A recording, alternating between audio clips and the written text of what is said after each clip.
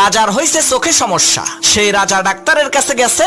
Doctor পরীক্ষা নিরীক্ষা করে রাজাকে বলল, রাজা মশাই, আপনার প্রচন্ড পরিমাণে লাল রং দেখতে হবে।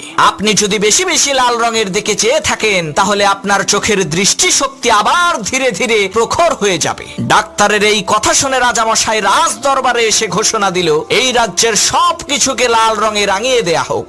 রাজার ঘোষণা অনুযায়ী রাজমহল সহ রাজমহলের সমস্ত ফার্নিচার এবং আসবাবপত্রের রং লাল করে ফেলা হলো। কিছুদিন পর সত্যি সত্যি রাজার চোখ ভালো হয়ে গেল। এ কারণে রাজা খুশি হয়ে সেই ডাক্তারকে রাজমহলে আমন্ত্রণ করলো। রাজমহলে ঢুকে ডাক্তার বলল, মাশাআল্লাহ, এ রাজমহলের সবকিছু লাল কেন? তখন রাজা বলল, ডাক্তার সাহেব, লাল রং দেখলেই তো আমার চোখের জ্যোতি বৃদ্ধি পায়। তখন ডাক্তার বলল, রাজা মশাই, আপনি এই মহলের সব কিছুর রং লাল না করে যদি চোখে একটা লাল চশমা পড়তেন তাহলেই তো দুনিয়ার সবকিছুর রং আপনার কাছে লাল হয়ে যেত। এত ঝামেলা করার